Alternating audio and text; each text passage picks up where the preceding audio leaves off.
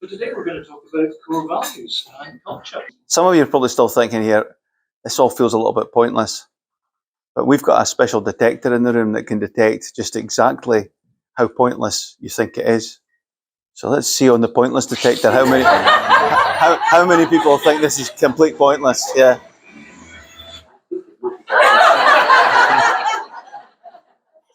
It's right. Now, up to this point, 32 was our lowest score, and you passed that by Mark. Okay. So there's 7 people in the room think this is pointless, do you? Okay. So our job at the end of the day is to make sure there's nobody thinks it's pointless. That's it. Yeah. But in terms of culture, before we go into the quotes on culture, just want to share with you a couple of examples. So it was Friday, it was on the 13th of April 2013. I'd been working out of the office all week. I just got back into the office. I was tidying up my desk, getting ready to go home for the weekend. And a little message pinged up on my screen saying you've got a new email. And I thought, you know what? I'm just going to leave it. I'll just leave it. It'll be there on Monday. No, I don't need to read it. And it came on and it said somebody's phone number on the subject matter. I'm saying, why would somebody be sending me their phone number? I'll just have a wee look. So I opened it up and it said, hi, my name's Caroline. You don't know me. I'm from the Beatson in Glasgow. Can you call me? And I thought, Beatson? Okay. I better phone. So I phoned her up and I said, hello, Caroline, it's Bob Keiller here. She went, I've just sent you an email. I went, that's why I'm calling you. I'd never met her before, like.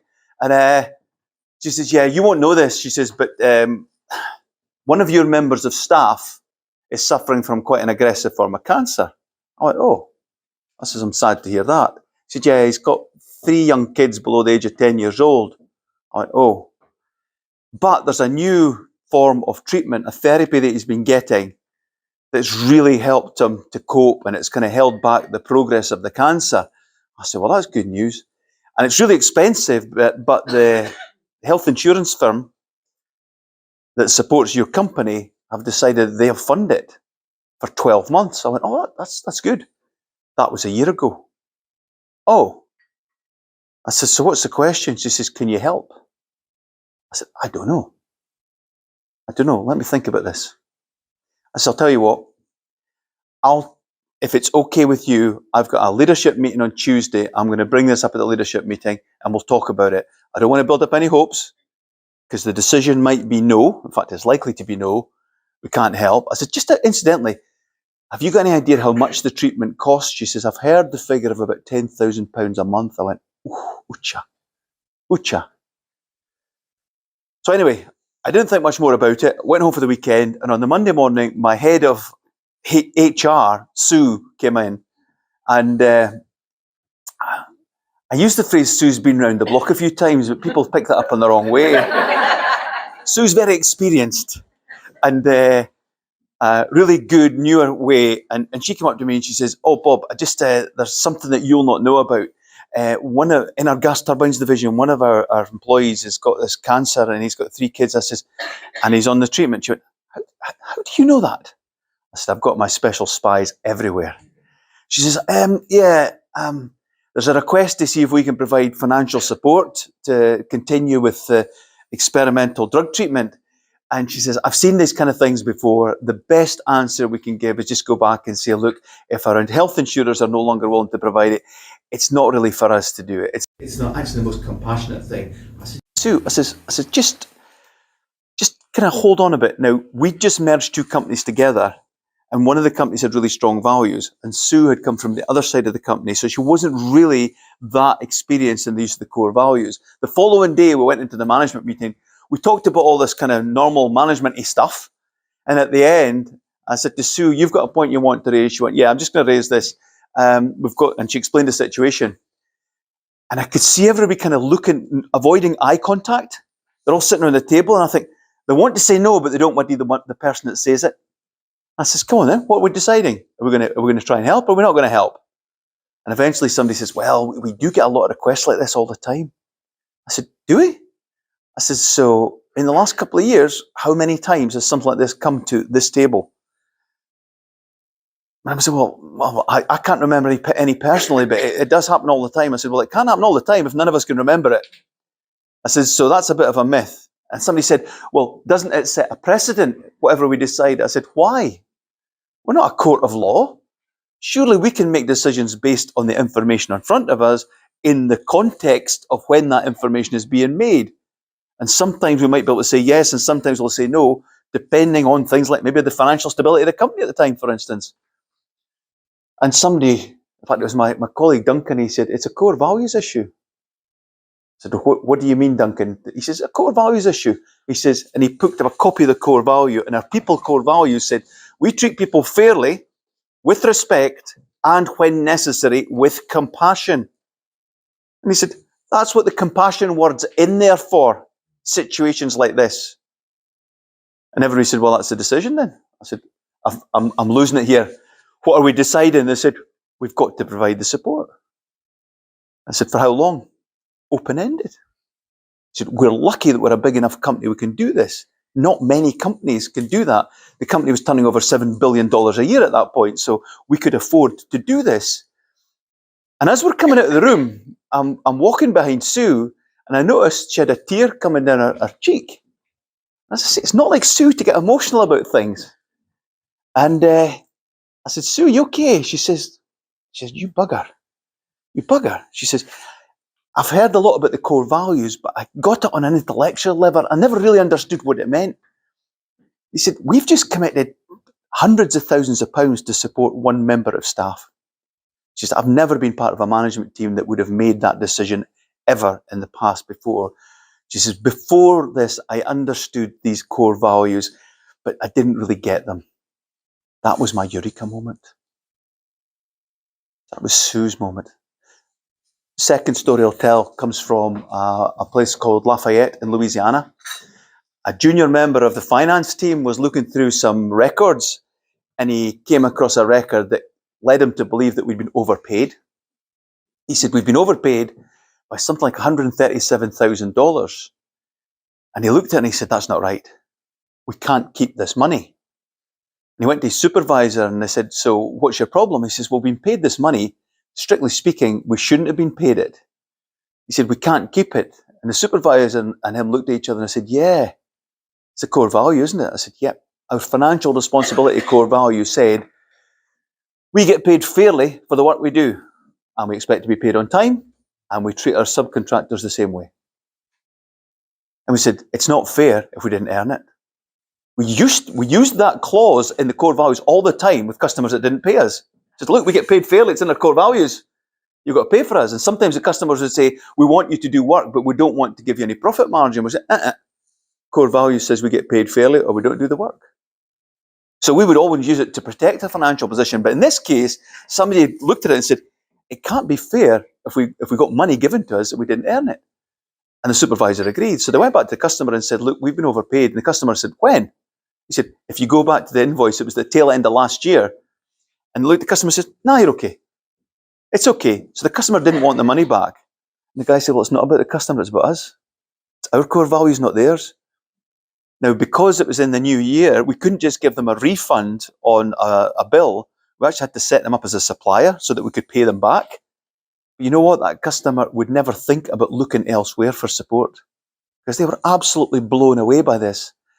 Now, the manager of that organisation, you might have thought, hang on a minute, somebody's just given away £137,000 of clear profit, which impacts his results and all the profit numbers for his business.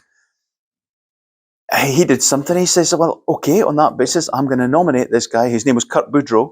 I'm nominating Kurt for a Core Values Award. So Kurt won a Global Core Values Award for the business. He got $1,000 to give to a charity of his choosing, which he gave to a nursery close to where the office was in Lafayette, where 2 of his 3 kids had gone to when they'd been younger, and it allowed them to put in a new playground facility in that. And then we shared that story far and wide in the organisation so that everybody knew that even when there's nobody supervising, you do the right thing. You do the right thing. Even if the right thing in the short term harms the performance of the business, if it's the right thing, it's the right thing and you do it anyway, and you'll always get the support if you do the right thing. I've got a third example. It's funny how these things always happen on a Friday the 13th, but this was the Friday the 13th. Friday the 13th of November 2009. This was on the national television that night. This was the day that the Aberdeen Workshop for the Blind and Disabled closed its doors after 163 years. Known locally as Glencraft. There was an equivalent one in Edinburgh called Blindcraft. And it was on the telly. It was a crying shame. There's people in tears. It had been run as a subsidiary of the local council, and it was losing money every year. And eventually the council decided we can't just keep subsidising it. It's losing £2 million a year. We've got about 50 odd people, all of them with different degrees of either physical or learning disability. And basically they were being told, we don't have a job for you. You're on the scrap heap. Society doesn't need you anymore.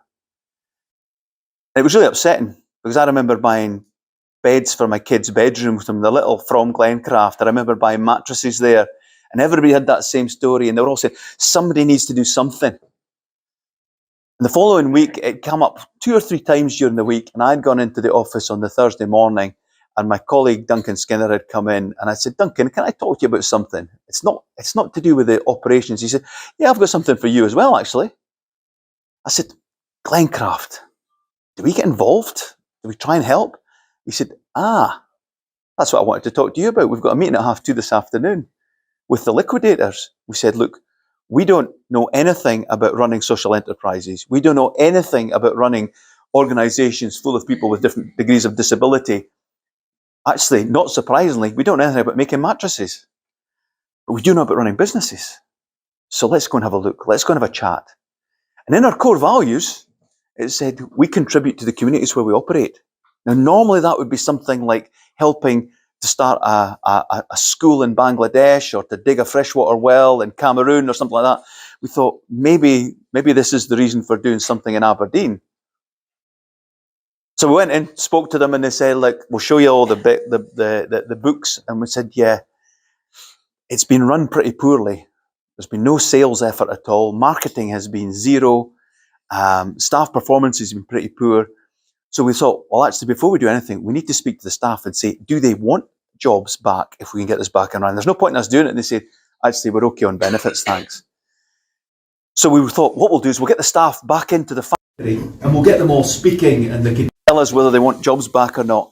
But the liquidator said, you can't go back into the factory. Strictly speaking, you don't own the factory anymore. You're not insured, so you can't have it in there. I had an office next door. So I said to people, why don't you come into the office and we'll just have a chat and a cup of tea. We'll just come in one at a time. And I thought, well, that's exactly what I meant. And they read job interview. So there were suits, velvet suits with big lapels getting dragged out that had never seen the light of day for 15 or 20 years. And it was such a humbling experience. They all came in. And the one message they gave us clear was, we want our jobs back because our jobs give us a reason to get up in the morning. They give us a reason to be here, and we want to be moaning about football and taxis and buses and things like that. At the moment, we're not moaning to anybody because there's no reason to get up in the morning. So that redoubled our efforts. We pulled everybody together. We got people involved from the hotel business, from the offshore business, from the railway business, because the sleeper trains need mattresses and all that kind of stuff. And on the 10th of April the following year, we managed to get Glencraft open. And if you want to go and buy a mattress before you head back down to Glasgow or whatever, it's about 2 miles that way. And it's still selling mattresses to this day if you want to go and buy one. And that happened because of core values. So Bob has just told you 3 stories. And if there's one thing that we want you to take away from today, is that stories in your business are really important. So let me ask you a question. How many words a minute do you speak at? Somebody's obviously quicker than others. Words a minute. So let's start the bidding with Edinburgh and Glasgow. Edinburgh or Glasgow? Glasgow to Edinburgh. How many words a minute? Give me a quick bit. A number, any number. In you go. 50. 50 there, okay. Peterhead. How many a minute? Peterhead. 125 from Peterhead. Dundee. The only person who done that. It's just me. Dundee. Dundee. What do you reckon, Dundee? 107. And, oh, yeah, it's going higher. Okay. Anybody higher than 170? Higher than 170? No? No. Right. So let me give you a demonstration of what speaking at 120 words a minute sounds like. Well, 120 words a minute sounds like Gary Barlow on a very bad day. I often wonder when he does that, if he doesn't use the phrase Gary Barlow, would you get the accent? Because his Greta Thunberg's the same. However, nobody got up as high as 200 this time. Sometimes people say 250, 300. I'm going, ooh, that's a bit smart. What does 200 words a minute sound like? Somebody from Dundee.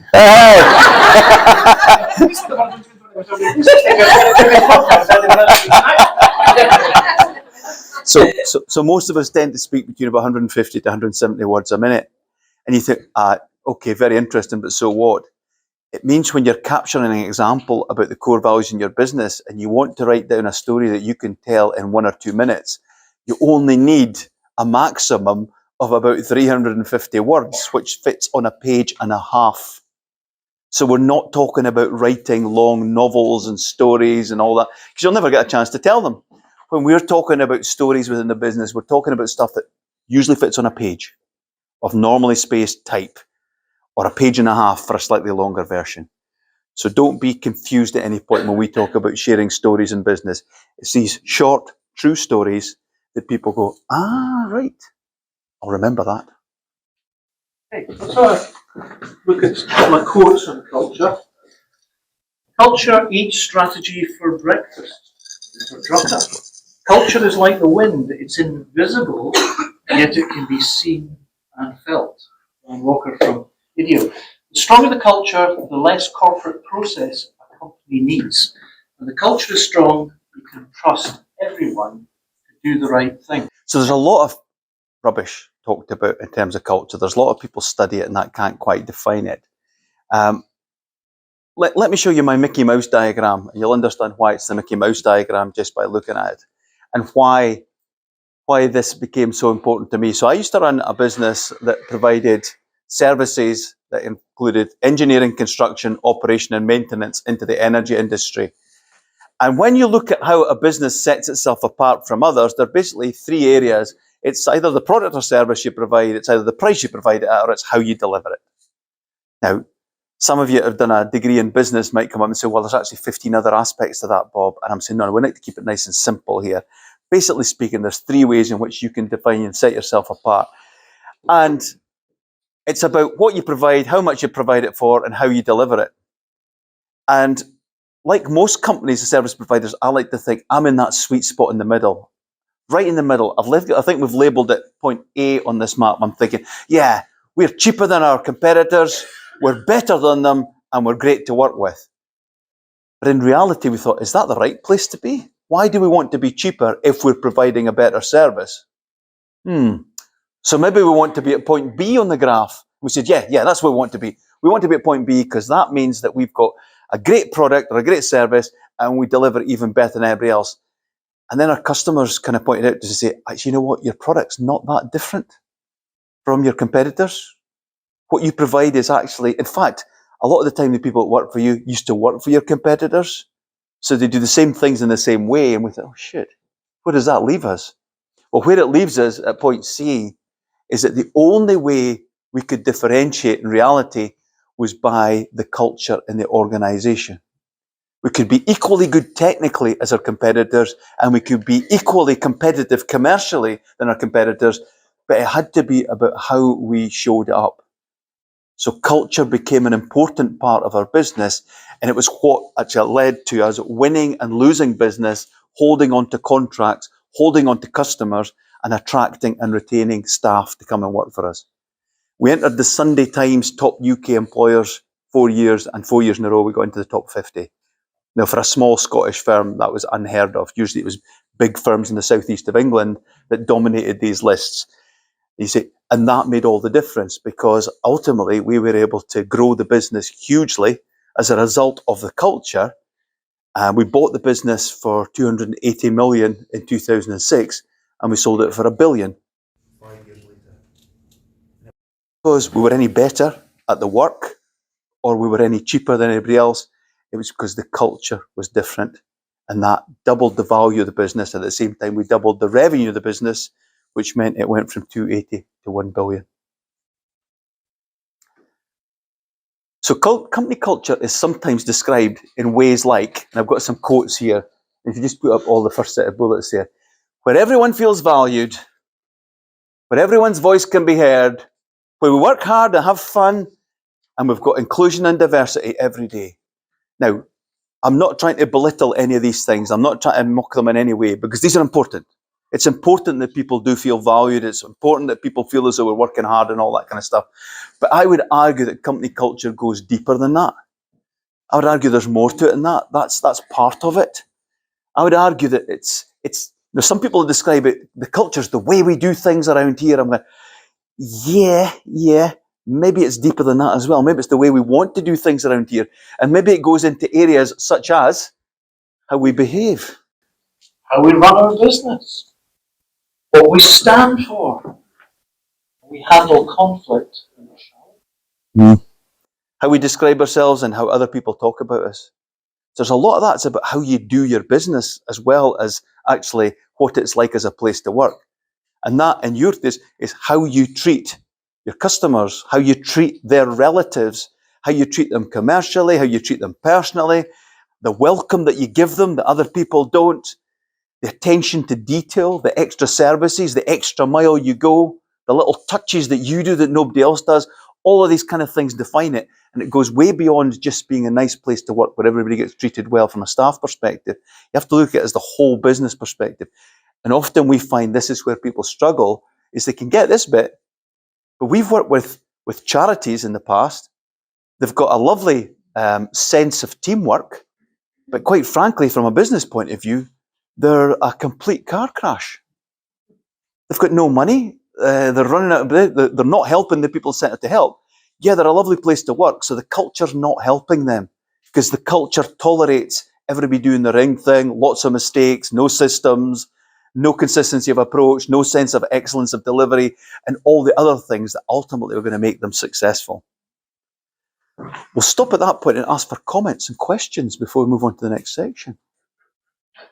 Any thoughts on that at all? You're looking pensive. How do you guys describe culture? What are the kind of phrases you use to describe the culture in the organisation? And this is not a trick question, by the way. It's not as if we've done the homework and come back. No. There's actually 6 points on your culture definition. So we're not going to catch anybody out here. Yeah. No blame, that's a great phrase, yeah. In some places, no blame is taken as no responsibility. Yeah. So it's all about how you implement it. The words are important, but it's how you implement it is important. I love the fact my son's a pilot, and the whole airline industry has adopted this thing. If there's ever a kind of accident in that, they say, like, the pilot's not going to be the blame. The pilot's going to be part of the problem, probably. The aircraft's going to be part of the problem, probably. People on the ground might have something to do with it. The weather might have something to do with it. But if we start off by saying we're not here to find blame, at least we'll find out exactly what went wrong and we'll prevent stuff happening again. And it's a real exemplar on the value of saying, don't blame one person in the system, because usually it's to do with the system. Yeah. Probably. Yeah.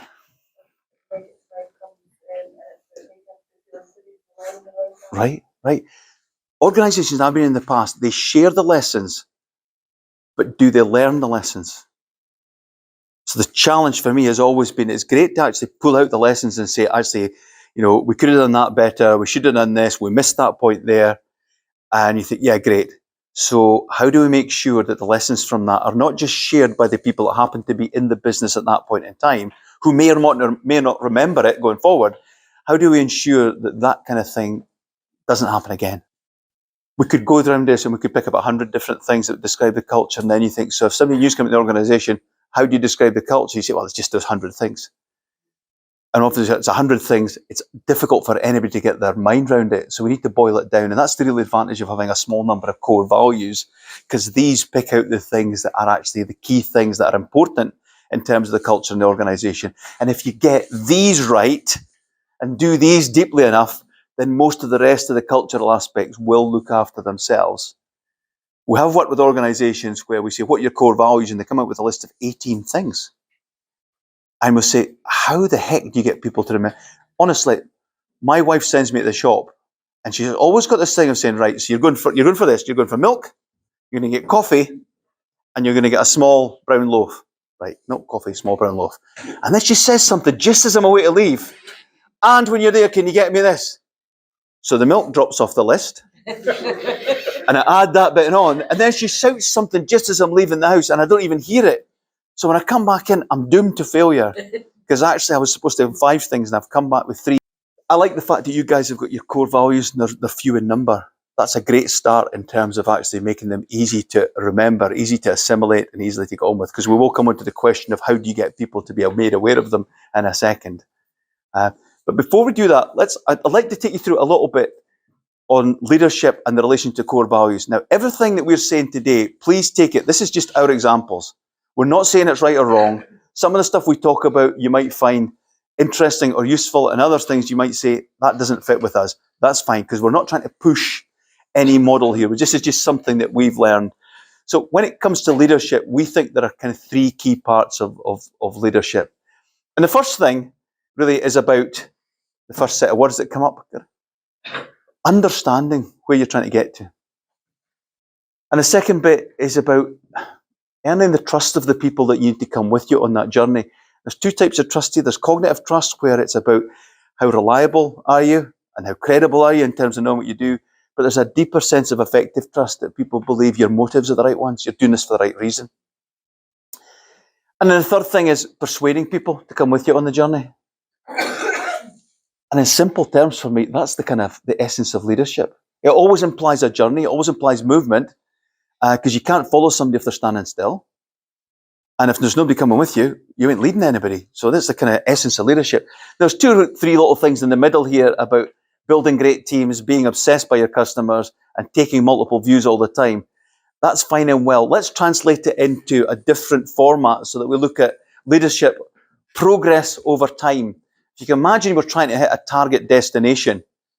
And the first thing we do is we find out the vision, where we're going. We're going to that top right-hand corner. And then we work out who's the people that need to come with us. All the dots that are in orange now are the people that are coming with us. And then the third thing is, right, we're persuading them to come with us, and off we go. Here we go. What could be simpler?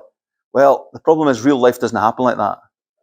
In real life, what happens is we set off on a journey, and we get so far, and then we get distracted by other things, and the kind of progress goes a bit flat. And then we fall back a bit. And then we redouble our efforts and we start going forward again.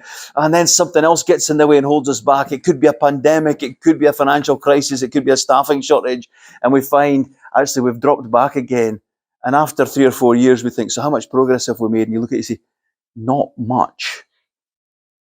And the thing that governs the trajectory, the path of that, is driven by all the decisions that you make, all the choices you make, how you behave every single day.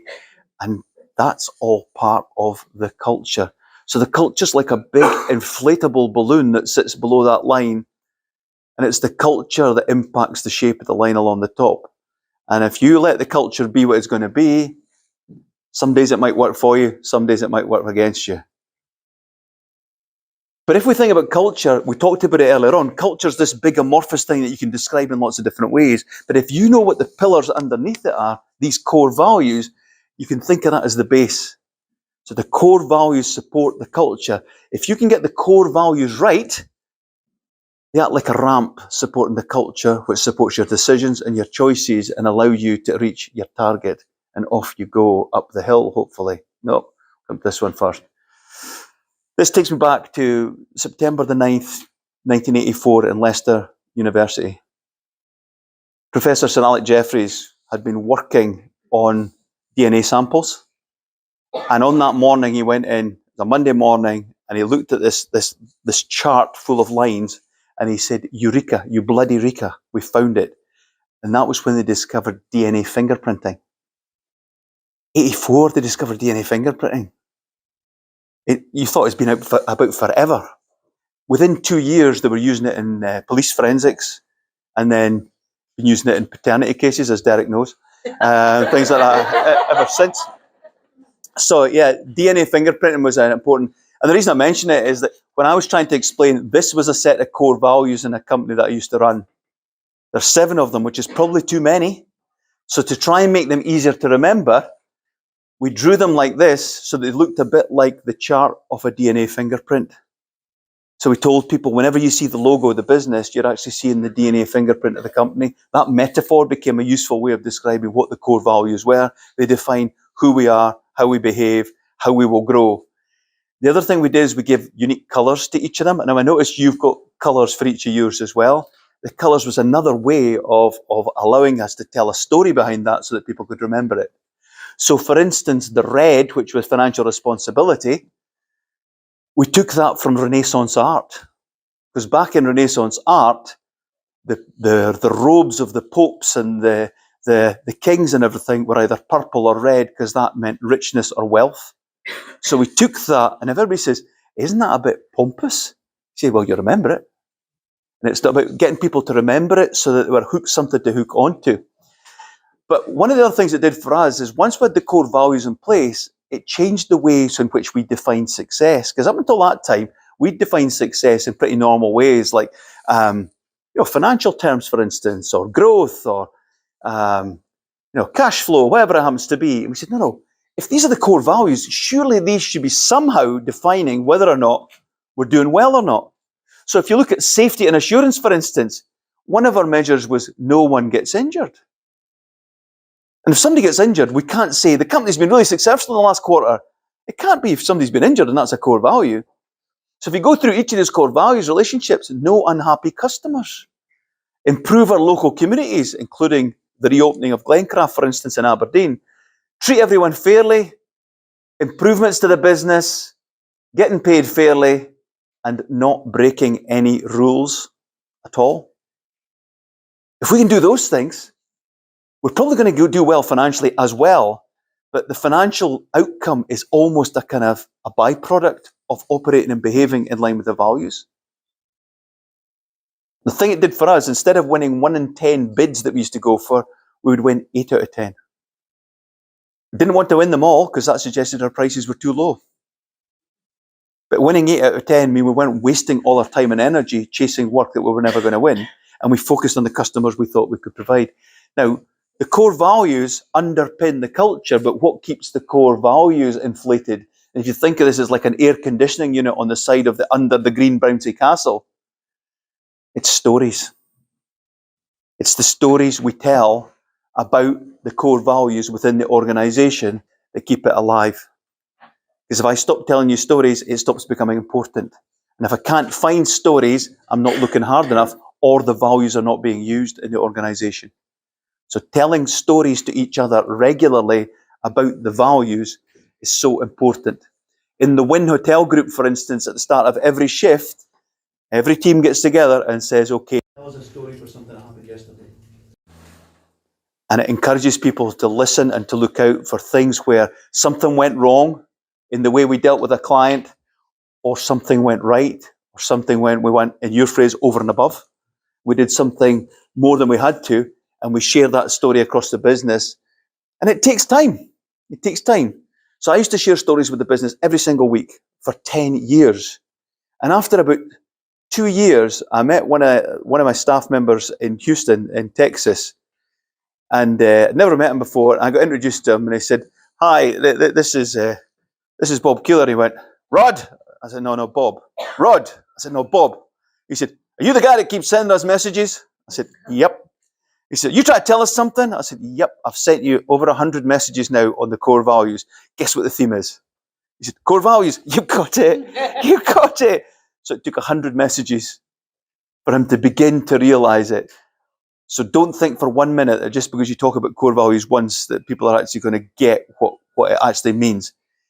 Or one example is going to do it. It's one example a day, or 2 examples a week, or 3 examples a month after month, quarter after quarter, year after year. And then people are going to say, that's actually how we rock. That's how we do things here. I actually believe that now because I've heard so many blooming examples about it, and they're all true stories. And I've told a few myself. Yeah, actually, I'm buying into this now. At first, I thought it was a lot of touchy-feely pish. But it's not. It's real stuff. And it defines the business. And it makes you a better business because of it.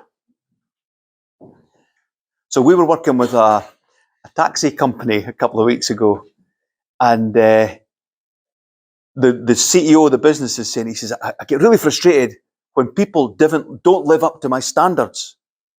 I said, right. So we spoke to the team without him in the room. We said, right, you bugger off. I want to speak to your staff. We said, are his standards clear? No. So does he get upset? Is he upset when you don't meet them? Yep. He gets really upset. While you're saying all this. Coincidence. Yeah. And part of the problem was he had expectations, but he'd never articulated them. So for instance, one of them would be, how do you clean a bus? How do you clean a bus? And he had a way of cleaning a bus. And he said, that's what cleaning a bus like. We said, why would you not video it and say, guys, that's what cleaning a bus looks like. If you do it that way, you'll be fine. If you miss out these steps, the boss is going to be upset because you're not doing it the right way.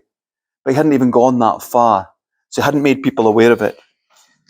We include them in staff inductions. I'm going, great. I remember I went for an induction once to go on it was a refinery in South Australia, and the induction took 2.5 hours. And I'm thinking, I won't remember any of this. I'll maybe remember the rule about stay on the walkways, don't touch anything, and if the bell goes off, where to go. But there's 2.5 hours worth of information, and honestly, I thought that was 2 hours and 25 minutes of a complete waste of time. When we speak to other companies, they say actually when we're hiring people, we put them through a little bit of a question and answer to try and work out whether they've got values that would be compatible with the organisation. And that's an important part. We don't want to hire people in that we don't think are going to fit in. The first presentation that people get in our organisation, the minute they come in, is on core values from the most senior person on site, so that they know it's important. We get people to sign for their own personal copy of the values, so it becomes part of their employment contract.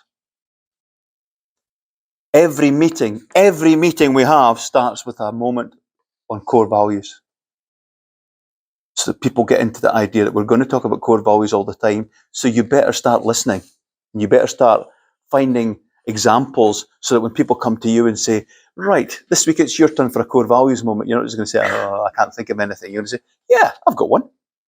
Tuesday, early shift. This is what happened.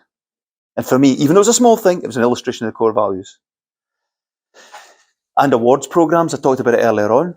Celebrating success and making sure people are recognised when they do something. You think, actually, that was a special thing that somebody did there for the core values. The way we tried to make that more accessible for people was the idea is instead of getting a personal award or just getting money, for instance, we said, you choose a charity and we'll make a donation to a charity of your choice. This is GEO, this table's at 6 points. We've got the posters in the hall. We also I'll come back to that in a second. Again, sir, sorry. we've got posters in the hall. We also share take pictures of reutilised group chats on WhatsApp as well, so they're the reference. You can go back to the content. Right. So the group chats, posters, fine. What else? Right.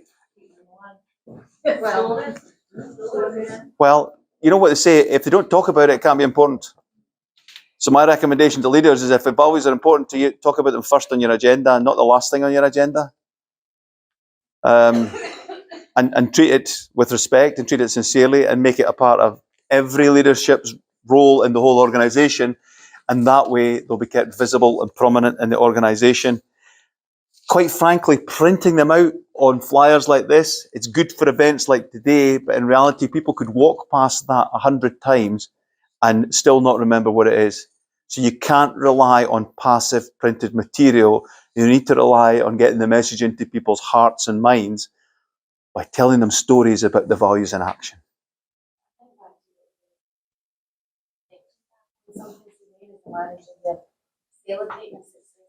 Whatever that is the belief in that story. Correct. So the 3 stories I told you at the start, each one of them reflected back to the core values. I've probably got a couple of hundred of those stories that I could tell And each one of them would relate back to, well, why did we do that? We did it because of the core values. Actually, like, just walking through the like, is it that acknowledgement of what they are and bring it back? Right? Right. Excellent.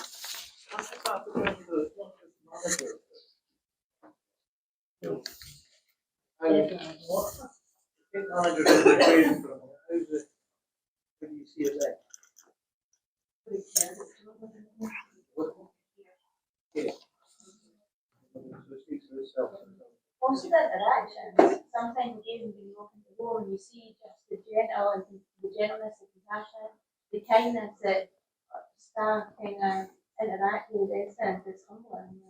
Yeah. Yeah.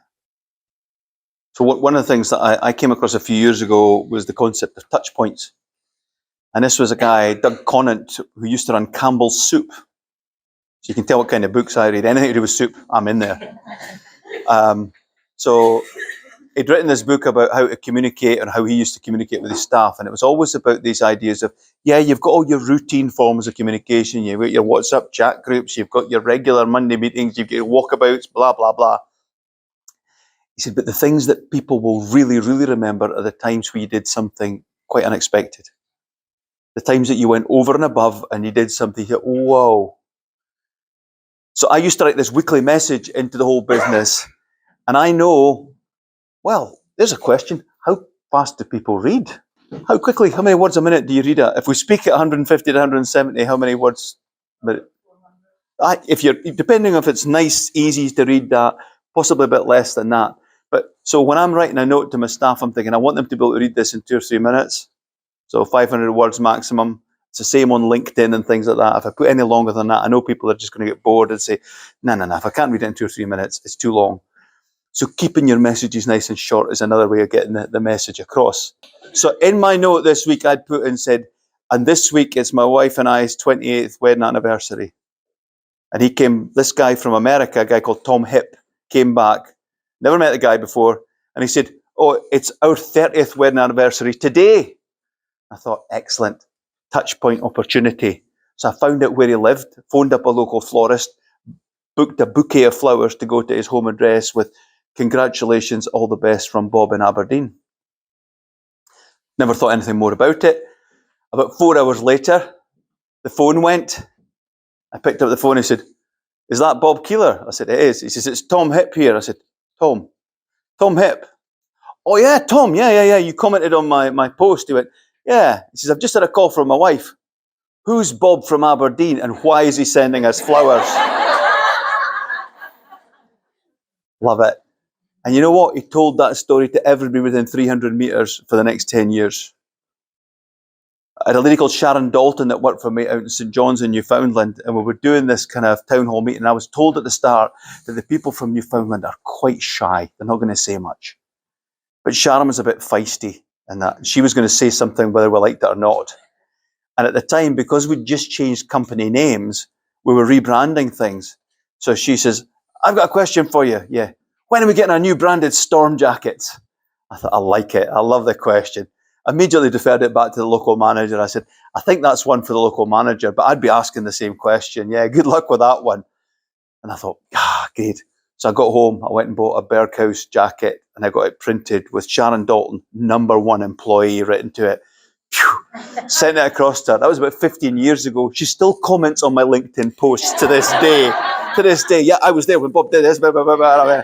So these things last in people's memories. A lot of organizations still use financial numbers to decide appraisal performance, and they have this little caveat on the edge that says, oh, did you follow the values? Tick. Which means they don't really pay much attention to it at all. Where it really works, or where I've seen it really working effectively, is where it's not the supervisor's appraisal that matters, it's about what their staff think of them. So we were doing a thing on leadership a few years ago, and I had all my leaders in a room like this, and I said, so how important is leadership to the success of our business? Oh yeah, Bob, so important. I mean, it's the key, isn't it? I'm going, is it? Yeah, it's definitely key. Right, next question. What's leadership? What? I said, what's leadership? I said, we say it's important. Surely we must be able to define it. And we went, I said, because I was coming through Heathrow Airport and I thought 57 books on leadership, and they're probably all got something valid in them. But I don't think we mean all 57 books. So what do we mean? So we spent 2 or 3 hours defining it down to say, for us, at that company, at that point in time, there were 4 or 5 things that we defined. These are important aspects of leadership. One of them came down to communication, which you might expect. And I said, well, what is it about communication that we think defines leadership? And they said, we want our leaders to be inspiring communicators. I said, ooh, that's a tough word. I said, inspiring, not just effective. No, inspiring. I went, okay. I says, because you know what going to happen? When I come to visit your office, I'm going to ask for a list of the people that you've inspired. And then I'm going to speak to them and ask, what have you been inspired to do or think or act? And they're going to, oh my God, that's tough. I says, but you wanted it to be inspired. And I said, I think you're right, but it ups the game for everybody now that we've actually defined what we mean by it. And if I can't find somebody that you've inspired, then when it comes to your performance review, I'm going to have to say, you've still got a long way to go. When we looked at our own performance against this, I ranked myself as 42% out of 100, obviously, and I thought, I've got massive way to go here. And others were putting themselves at 20%. I'm going, now that we've defined a standard, we can work towards it. And it shook people from being too complacent, and it actually helped us to think, we can all be better leaders here. We've all got a long way to go to be better leaders. What we could do is we could spend a couple of minutes actually sharing some of the kind of the recipe and the ingredients. We talked about these little stories that we tell all the time. Now, often when you say to people, tell me a story, they say, what, like once upon a time and things like that. No, we talked about real stuff here. Talking about real examples. We already know that we're talking about relatively short stories that you can tell in a couple of minutes. So we're not talking about writing novels or things here. But if we think about the anatomy of a story, we call it the key to a story here. If we think about the recipe for a story first, so for a simple story, and this, well, we'll go back just to the story itself, STORI. Yeah, put that up there. No. Right. Okay. So STORI. Stop. Yeah. This is a structure of a story that Pixar use. So it's kind of, they use it for the whole film, and then they use it for the individual chapters of the film, and then they use it for the individual scenes within the movie itself. And everyone sets with a setting. So the S is the setting of the story. Where and when did this happen? Because if I start telling you a story without where and when, you're going, hang on a minute. Wait, what? So this happens when my wife and I are driving the car down towards Dundee, and we've been sitting listening to the radio for 40 minutes. Not a word spoken between us, and she'll say, so what did you say to you? I'm going, honey, you'll need to give me the previous sentence that was inside your head. She said, oh, when my sister called you last night, what did you say? Right, I get it now. I understand that. So once the setting's clear, I can participate in the conversation. If the setting's not clear, I'm kind of lost. And then for it to be a story, it can't just be things that happened. There has to be a turning point. There has to be some point where there was a challenge or a difficulty or a question posed. And you think, oh, right, okay. So this is like me picking up the phone earlier on, and it says, I'm from the Beatson in Glasgow. Oh, right, there's a turning point here. This isn't just about a phone call. There's a deeper story here. Then it's about overcoming the challenge or the struggle that's been posed. So in this one, it was the challenge of coming to the right decision about the cancer treatment. And then the resolution, which is R, is about, so how did that end? Did it end good or bad? Sometimes we learn more from failure than we do from successes. So it's not all about stuff that's upbeat stories all the time. And I is implication. So what did we take from that story? And from us, those 3 stories were that core values are bloody important in your business, and they can be hugely impactful in your business if they use them effectively and successfully. So this is a really simple structure for a story, the ingredients, if you will, but there's a recipe to go with it. So the recipe has got 5 bits to it as well. So the first bit is about making the right emotional connection. So if I have an emotional connection, there are 2 parts to this. Firstly, I want the stories I tell you, you need to believe them to be true if you're going to buy into them. Because if I tell you stories that sound as though they're made up by the marketing department, you immediately say, that's just nonsense. It's just nonsense. So the way I make my stories true to you is I give you just enough detail. So when I talked about the closure of Glencraft, I told you what day of the week it was. I told you it was on television that night. I didn't tell you exactly where the factory was and the names of all the people that worked there, but I gave you enough information for you to think, this is a true story. So detail, description, enough description so that you can picture. So when I said people came in for an interview, I said it was in my office building. Again, I didn't have to describe the office building. You've got a picture of an office building in your head that you can use quite well for that kind of thing. But I described velvet jackets with big lapels. What colour did you have in your head when I said that? Purple? Purple? I had a deep red or a purple in my head, but I didn't need to tell you the colour because I know you can invent these details yourself. So detail, dialogue is the other one. So I want to say what people have said in the story, and we call that 3D. So detail, dialogue, and description. And then the emotional connection, it's the wow factor. How do I get the emotional connection with people? How do I get empathy with them? Now, in your business, you're providing a caring service, so finding sources of empathy is not going to be an issue for you. If I'm working with a strictly commercial organisation who are rapaciously looking for money all the time, it's a different matter. I'm saying, why would people care about you? So we're looking for sources of empathy. And in this type of case there, we think, well, why are people doing what they're doing? That's the first W. And if they're doing it for a good reason, if they're doing it for a selfless reason, then we can empathise with it. Second thing is about the obstacles they have to overcome. The underdog. We root for the underdog. And the third thing is weakness. We tend to empathise with people who are vulnerable, who are imperfect, who are flawed, because we all consider ourselves to be flawed, vulnerable, and imperfect. And in business, the challenge we've got is everyone wants to tell you how great they are, and how perfect they are, and how good they are at everything. So immediately you don't empathise with them. We were saying, don't do that. Tell them about the times where you made mistakes and you found it hard and you had to overcome real challenges and maybe you thought stuff was going wrong and people will be on your side. But if you just keep telling them, we're fantastic, we're great, we've won all these awards, they go, well, bully for you. So the final point in the recipe for story is the S. 3 parts to the story. How do I make it sticky? How do I make you remember the story? The first point is I want to create a sense of intrigue so that you go, okay, so what happened next? So again, when I get the phone call about the Beatson Institute and they're going, it's one of your staff, you're going, oh, okay. I could have stopped the story there and you'd be going, no. We kind of know, we want to know what happens next. I want conflict and drama. Any good television show only exists because of the drama and the conflict in the middle. Otherwise, I'm not going to keep watching. So tell me about the struggles you had in the story, if you can. And then finally, if you can put in an element of surprise there, that would really help me. An element of surprise that I wasn't quite expecting. So for instance, again, if I go back to one of the stories there, the element of surprise was kind of walking out of that meeting and the tear coming down Sue's cheek. You know, from somebody who you wouldn't be expect to be emotional, and that was the unusual element. And therefore, when you'll be able to tell that story to other people, because it follows a simple structure and it's got the right recipe. And you put all that together, and if you half close your eyes and look at the screen, it kind of looks like a key. So that's the key to a good story. Now, good storytelling,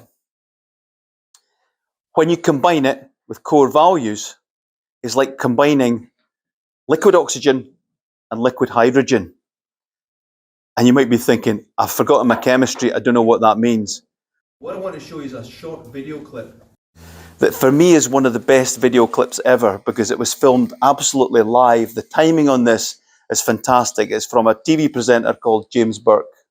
You see, all 3 men had understood that certain gases ignite, and that the thermos flask permits you to store vast quantities of those gases safely in the frozen liquid form until you want to ignite them, at which point you take the top off the flask, the gases evaporate, you apply light, and boom.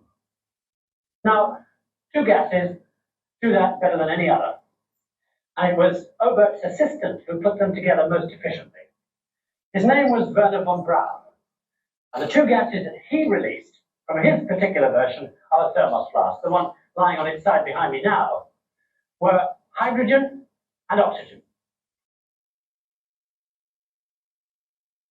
If you release those two gases into a confined space with a hole at the other end of it, and mix them as you do so, and then set light to them, you get that.